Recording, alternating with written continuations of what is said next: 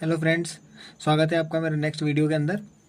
पिछली वीडियो के अंदर ये क्वेश्चन जो हम कर रहे थे जिसमें 221 के अंदर 7 का हम डिवाइड दे रहे थे, वो क्वेश्चन थोड़ा सा इनकम्प्लीट रह गया था, बीच में एकदम से वीडियो बंद हो गया था। तो मैं इसको थोड़ा सा वापस से कंप्लीट कर देता हूँ। डिवाइड के 2-4 क्वेश्चन हैं जो हम फटाफट कंप्लीट कर लेंगे और उसके बाद में हम अपने डेसिमल जो क्वेश्चन थे उस डेसिमल क्वेश्चन को कंटिन्यू करेंगे। जैसे फॉर एग्जाम्पल आपके सामने 221 के अंदर डिवाइड देना है 7 का। 7 का 221 में डिवाइड देने के लिए मैंने आपको बताया था कि 2 के अंदर डिवाइड तो जा नहीं सकता क्योंकि ये छोटा नंबर है। तो हम क्या करेंगे, 2 के साथ में 2 और ले लेंगे तो 22 हो जाएगा। तो 22 होने का मतलब 7 की टेबल हम 3 बार बोलेंगे, तो 7 3 जा होगा 21। 21 होने के बाद में हमने 22 में से 21 को माइनस किया तो बचेगा 1। 1 बचने के बाद में फिर उसके बाद में ये 1 छोटा है 7 से, तो हम क्या करेंगे, 1 को 1 की जगह यहाँ पे वापस लिख देंगे तो ये हो जाएगा 11। 11 होने के बाद में फिर जब मैं अपन 7 की टेबल अपन बोलेंगे तो 7 1 जा 7। तो 7 आने के बाद में 11 में से 7 माइनस करेंगे तो यहाँ अपने पास में 4 बच गया।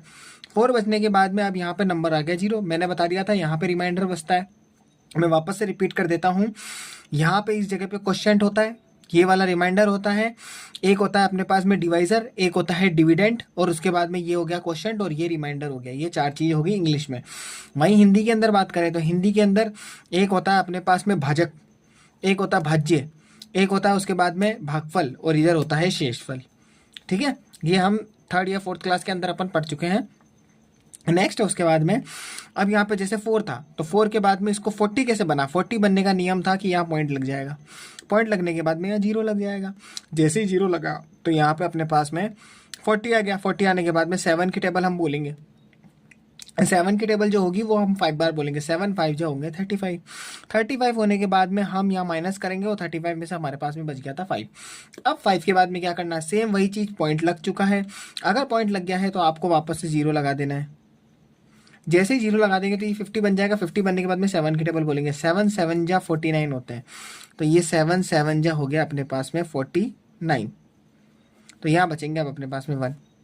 अब 1 बच गया, पॉइंट हम लगा ही चुके हैं। अब 0 चलता ही जाएगा, तब तक 0 चलता जाएगा जब तक रिमाइंडर 0 नहीं आ जाएगा। तो वापस से यहाँ पे 0 आ गया। अब 0 आ जाएगा तो 0 आने के बाद में 10 बन गया। तो अब सीधी सी बात है, 10 का मतलब हो गया 7 की टेबल 1 बार में बोलेंगे। 7 1 जा, तो 7 1 जा हो गया 7। तो अब यहाँ पे बच गया 3। 3 बजने के बाद में वही पॉइंट तो लग ही चुका है तो वापस से लगेगा 0। 0 लगने के बाद में वही 7 की टेबल हम कितनी बार बोलेंगे जिससे 30 या 30 से पहले आ जाए। तो 7 4 जा 28, तो 7 4 जा और यहाँ पे आ गया अपने पास में 28। अब अपने पास में यहाँ पे 2 बच गया, क्योंकि 30 में से 2 माइनस होंगे तो मैं सीधा सीधा है ना, ऐसे नहीं लिख रहा 0 में से 8 माइनस करेंगे तो कैरी लेंगे। मैं सीधा 30 रुपये समझ रहा हूँ, इसको 28 रुपये समझ रहा हूँ। 30 रुपये में से 28 रुपये गए तो 2 रुपये बच गए। ठीक है, फिर 2 बचने के बाद में वापस से 0 लग जाएगा। 0 लगने के बाद में 7 की टेबल वापस से बोलेंगे। 7 1 जा 7, 7 2 जा 14, 7 3 जा 21। 21 ज़्यादा हो जाएगा तो 7 2 जा लेंगे। तो 7 2 जा जैसे ही लेंगे तो आप अपने पास में यहाँ पे आ जाएगा 14। अब 20 रुपये में से 14 रुपये गए, सीधा लिख देंगे हम 6 रुपये। ठीक है, 6 रुपये लिखने के बाद में वापस से 0 लगा देंगे। 0 लगाने के बाद में आप अगला वापस से 7 की टेबल बोलेंगे इतनी बार कि अपने पास में 60 आ जाए या 60 से कम आ जाए। तो 7 7 जा 49, 7 8 जा 56, 7 9 जा 63। तो 63 तो ज़्यादा हो जाएगा, तो हम लेंगे 7 8 जा 56। तो 8 लेंगे, तो मैं 8 को थोड़ा यहाँ लिख रहा हूँ। ठीक है, तो 7 8 जा 56 हो गया। 56 होने के बाद में वापस से 4 बच गया। ठीक है, 4 बचने के बाद में वापस से वही 0 लगाएंगे। ठीक है, 0 लगाने के बाद में वही 7 की टेबल बोलेंगे। तो 7 की टेबल 7 5 जा 35 होता है, तो यहाँ पर 7 5 जा 35 हो गया। ठीक है, और उसके बाद में 5 आ गया। अब आप एक चीज़ नोटिस करोगे, अब ये ख़त्म ही नहीं हो रहा है, ये चलता ही जा रहा है, चलता ही जा रहा है, चलता ही जा रहा है, चलता ही जा रहा है। फिर भी मैं 2 स्टेप लिख देता हूँ, फिर 2 स्टेप के बाद में मैं आपको समझाऊंगा कि मैं क्या समझाना चाह रहा हूँ। जैसे 5 लिख दिया तो 50 कर दिया। 50 करेंगे तो 7 7 जा 49 हो गया, तो 7 7 जा हो गया अपने पास में 49। और 49 होने के बाद में 1 बच गया। ठीक है, वही वापस से 0 लगाएंगे, फिर 7 1 जा 7 बोलेंगे और 7 बोलने के बाद में 3 आएगा, और अब ये कंटिन्यू चलता ही जाएगा, अब ये ख़त्म नहीं होगा। तो अब आप एक चीज़ नोटिस करोगे, यहाँ आंसर को देखिए आप। अब आंसर के अंदर एक चीज़ नोटिस करना, 3 1, फिर उसके बाद में 5 7, फिर उसके बाद में 1 4, और उसके बाद में 2, और उसके बाद में 8। फिर एक चीज़ नोटिस करोगे आप, वापस से 5 7 1 आ रहा है। देखो यहाँ से 5 7 1 से स्टार्ट हुआ था, वापस 5 7 1 आ गया। तो मैं इसको यहाँ पे लिख रहा हूँ, अब आप इसको समझना। इसका जो आंसर आया 221/7 का जो आंसर आया है वो आया है कुछ ऐसे 3 1, फिर उसके बाद में पॉइंट पॉइंट के बाद में आ गया 5 7, फिर 1 4 2, फिर उसके बाद में 8 5 7 1, और ये कंटिन्यू आगे चल रहा है। तो आप यहाँ चीज़ एक चीज़ नोटिस करना, 5 7 1 4 2 8, फिर वापस से 5 7 1 4 2 8, 5 7 1 4 2 8, 5 7 1 4 2 8। अब ये चलता ही जाएगा चलता ही जाएगा चलता जाएगा। तो हम इतना लंबे चौड़े आंसर को इस तरीके से नहीं लिख सकते। तो अगर एक नंबर जो है, अगर एक से ज़्यादा नंबर भी, कोई भी नंबर बार बार रिपीट हो रहा पॉइंट के बाद में, तो इसका मतलब क्या होगा, उस नंबर को हम एक ही बार में लिख के उसके ऊपर बार लगा देंगे। तो कहने का मतलब कुछ ऐसा हो जाएगा इसका आंसर 3 1, फिर उसके बाद में पॉइंट, फिर उसके बाद में 5 7 1 4 2 8। वापस से देख लो 5 रिपीट हो रहा है, तो इसका मतलब 5 7 1 वही रिपीट होगा। तो इसका मतलब यही नंबर रिपीट हो रहा है और इसके ऊपर हम लगा देंगे बार। और यही बार इसका संदेश है, अपन को एक सिग्नल दे रहा है कि यही नंबर वापस रिपीट, यही नंबर वापस रिपीट, यही नंबर वापस रिपीट हो रहा है, और इसका अंत नहीं है। ठीक है। और ये अब ये वो बार वाली जो कंडीशन आई है ना, इसी बार की कंडीशन में डेसिमल में हमारे पास में क्वेश्चंस आने वाले हैं। और वो बोलेगा कि इसको है ना एक भिन्न संख्या में परिवर्तित करो। भिन्न का मतलब हो गया बटे में कन्वर्ट करना होगा इसको। वो अभी जो क्वेश्चन आएंगे वो उसमें देखेंगे। ये क्वेश्चन मैंने अपने मन से ही लिया था, और किस्मत से ये वाला क्वेश्चन है ना बहुत लेंदी हो गया, जिससे आपको डिवाइड करने का मेथड भी समझा दिया इसके अंदर। इसमें बार वाला क्वेश्चन भी आ गया, और इसमें डेसिमल और रिमाइंडर कैसे बचता है वो भी चीज़ मैंने आपको समझा दी। ठीक है। ये क्वेश्चन बहुत अच्छी तरीके से हुआ है, इसको समझना। अगर ये चीज़ समझ में आ गई तो रिमाइंडर निकालना, रिमाइंडर के बाद में पॉइंट कैसे लगाने और क्वेश्चन को कैसे सॉल्व करना, वो बहुत आसान हो जाता है। ठीक है। डिवाइड के अंदर एक क्वेश्चन मैं और बता देता हूं, जिसमें है ना पॉइंट से रिलेटेड अगर सेम नंबर आ जाए तो कैसे क्या हो सकते हैं। जो 10th क्लास के अंदर एक है ना बेसिक में एक क्वेश्चन था, जो मुझे अभी भी याद है।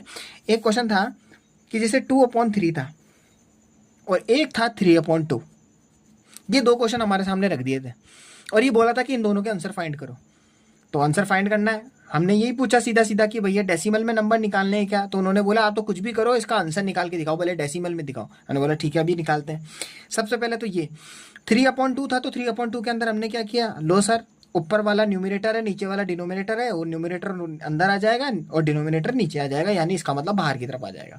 बाहर की तरफ आते सर 2 1 2 बोल दिया, और 2 1 2 बोलने के बाद में 1 बज गया।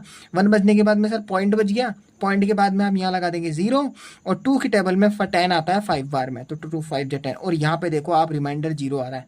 रिमाइंडर 0 आने का मतलब ये संख्या बिल्कुल प्रॉपर्ली तरीके से कंप्लीट हो चुकी है, यानी इसका आंसर 1.5 है। यहाँ पे आंसर आ गया 1.5। हमने ये तो जल्दी से जवाब दे दिया। लेकिन जैसे हमने इसको सॉल्व करना शुरू किया ना, तो इसमें सेम ऊपर वाला नंबर आता है अंदर, इधर वाला नंबर आता है बाहर। अब इसको जैसे ही हमने सॉल्व करना शुरू किया तो यहाँ हुआ ये 3 को 2 में से अपन दे नहीं सकते, तो इसका मतलब 0 पॉइंट लगाना पड़ेगा। जैसे ही 0 पॉइंट लगाया तो फट देने से यहाँ पे 0 लग जाता है। एक बात नोटिस करने वाली बात ये होती है, डिवाइड के अंदर अगर ऊपर का नंबर छोटा होता है और नीचे का नंबर बड़ा होता है ना, तो उस कंडीशन के अंदर हमेशा आंसर 0 पॉइंट से ही स्टार्ट होता है। यहाँ पे आप नोटिस करिए 221 है ना 7 से बड़ा था, इसलिए आंसर 0 पॉइंट से शुरू नहीं हुआ, किसी नंबर से शुरू हुआ है। लेकिन यहाँ पे देखिए आप, यहाँ 2 छोटा था और 3 बड़ा है, तो इसका मतलब जैसे ही मैंने अंदर लिखा ना, तो इसका आंसर देखो 0 पॉइंट से शुरू हो रहा है। ठीक है। अब यहाँ पे 0 पॉइंट लगाया, तो जैसे ही 0 पॉइंट लगाओ तो आप अंदर की तरफ में 0 लगा दोगे, एक मतलब एक संख्या के बाद में। अभी 20 बन गया। अब 3 का पाड़ा कितनी बार बोलेंगे, 20 आ जाए, तो 3 का पाड़ा 6 बार बोलेंगे, यानी 3 6 या 12, और सॉरी माफ़ कीजिए 3 6 या 18। तो 3 6 जैसे ही 18 बोलेंगे तो ये 18 लिख देंगे, और 18 लिखने के बाद में आप 20 रुपये में से 18 रुपये गए तो कितने बचेंगे, 2 रुपये। अब 2 रुपये बच गए तो वापस से 2। अब मैंने बताया था पॉइंट लगने के बाद में अब कितने भी 0 आप नीचे की तरफ में लगा सकते हो। संख्या शर्त यही होनी चाहिए कि छोटा नंबर होना चाहिए, किससे, जिससे भाग दे रहे हो। ठीक है। अभी छोटा नंबर है तो बस अब यहाँ पे 0 लग जाएगा। 0 लगेगा तो वही वापस से 6 आएगा और वापस से 8 आएगा, वही वापस से 2 बचेगा, वापस से 0 लगेगा, वापस से 6 आएगा, वापस से 18 आएगा, और वापस से 0 यहाँ पे 2 बचेगा, वापस से 0 लगेगा, यहाँ पे 6 लगेगा, वापस से 18 आएगा, वापस से 2 बचेगा, और ये देन ये चलता ही जाएगा, ये भी कंप्लीट नहीं होगा। तो आप एक चीज़ नोटिस कर रहे हो 0.66666 ये कंप्लीट होता जा रहा है, मतलब ये चलता ही जा रहा है, कंटिन्यू चलता जा रहा है। और कहाँ तक जा रहा है, ये अनंत तक जा रहा है। तो सेम मैंने वही चीज़ बताई है, कौन सा नंबर बार पास रिपीट हो रहा है, 6 नंबर रिपीट हो जा रहा है और वो अनंत तक जा रहा है। तो बस सीधी सी बात है, इसका जो आंसर होगा वो 0.6 तो होगा, लेकिन उसके ऊपर बार लग जाएगी, ये इसका फाइनल आंसर हो जाएगा।